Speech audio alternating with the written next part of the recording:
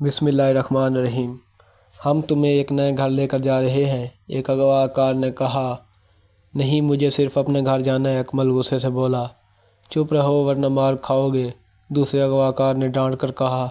میں چلتی گاڑی سے چھلانگ مار دوں گا، اکمل نے کہا اور دروازے کی طرف ہاتھ بڑھایا۔ اسی لمحے میں ایک اغوا کار نے اپنی طرف اسے کھینچا اور زوردار تھپڑ مارا۔ اکمل سہم گیا اور دوسرے اغوا کار نے اس کی ناک پر کپڑا رکھا، جس کے بعد وہ دوبارہ بے ہوش ہو گیا۔ اکمل کو ہوش آیا تو وہ ایک کمرے کے فرش پر لیٹا ہوا تھا اور اس کے چاروں طرف اس کے ہم عمر بچے بیٹھے ہوئے تھے۔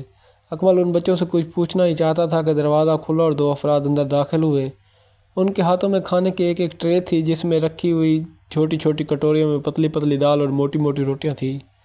ہر بچے کی ایک روٹی تھی۔ انہوں نے وہ تمام کھانا بچوں کے آگے رکھ دیا اور خاموشی سے چلے گئے۔ اکمل کے سامنے بھی دال روٹی پڑی تھی۔ اسے شدید بھوک لگ رہی تھی۔ اس نے ایک لقمہ منہ میں ڈالا اور تھوک دیا۔ یہ تو بہت با ذائقہ ہے، وہ چلایا۔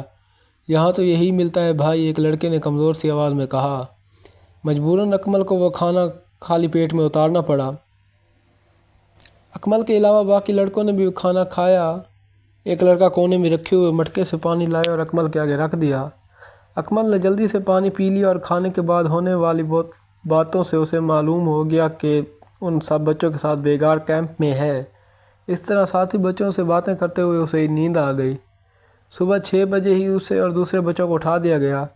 انہیں سوکھی ڈبل روٹی اور چائے دی گئی۔ پھر انہیں ایک بند گاڑی میں بٹھا کر نامعلوم مقام پر لے جایا گیا، جہاں ہر طرف پہاڑی پہاڑ تھے۔ ان سب کو ایک جگہ پر پتھر توڑنے کے کام پر لگا دیا گیا۔ اسی طرح کئی دن گزر گئے۔ اکمل روزانہ بچوں کے ساتھ آتا اور مزدوری کرتا رہا۔ اکمل کے والدین سخت پریشان تھے۔ پولیس سارے شہر میں اکمل اور دوسرے بچوں کو تلاش کر رہی تھی۔ بابا یاسین کے بتائے ہوئے گاڑی کے نمبر پر کافی جستجو کے بعد مالک کو ڈھونڈ لیا گیا۔ اس کی گاڑی کے گھر کے باہر سے چوری کر لی گئی تھی، جس کی رپورٹ تھانے میں درج تھی۔ اب پولیس پوری طرح سے نا امید ہو چکی تھی اور بچوں کے والدین انتہائی مایوس اور پریشان تھے۔ اکمل کو وہاں کام کرتے ہوئے 20 دن گزر چکے تھے۔ بچوں کی نگرانی کے لیے ایک شخص امیر علی سارا دن ان کے ساتھ ہوتا تھا۔ وہ بہت کم بولتا تھا، ایسا لگتا تھا جیسے سب کچھ خاموشی سے دیکھ کر کڑک رہا ہو۔ اسے بھی ورگلا کر یہاں لایا گیا تھا۔ دنیا میں اس کا کوئی نہیں تھا۔ اس نے خود کو حالات کے حوالے کر دیا تھا۔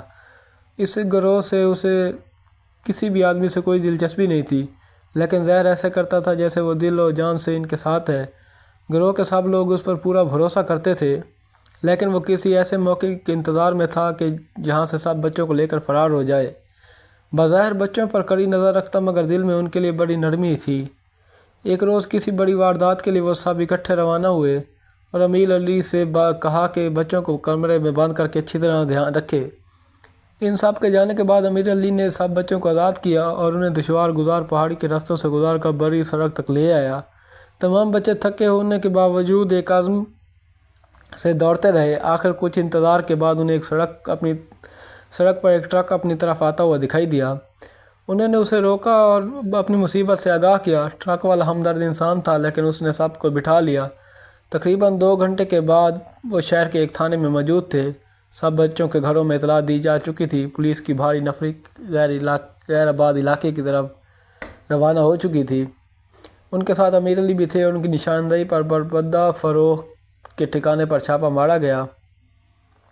کئی مجرم پکڑے گئے اور ان کے ذریعے باقی مجرموں کو بھی تلاش کر لیا گیا۔ سب بچے اپنے اپنے والدین کے گھر پہنچا دیے گئے۔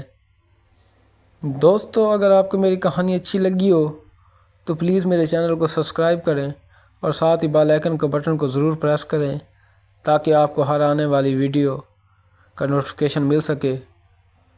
اور کمنٹ میں ضرور بتائیے کہ آپ نے اس کہانی سے کیا سیکھا۔ مجھے امید ہے کہ آپ سب کو یہ کہانی بہت پسند آئی ہوگی۔ والسلام۔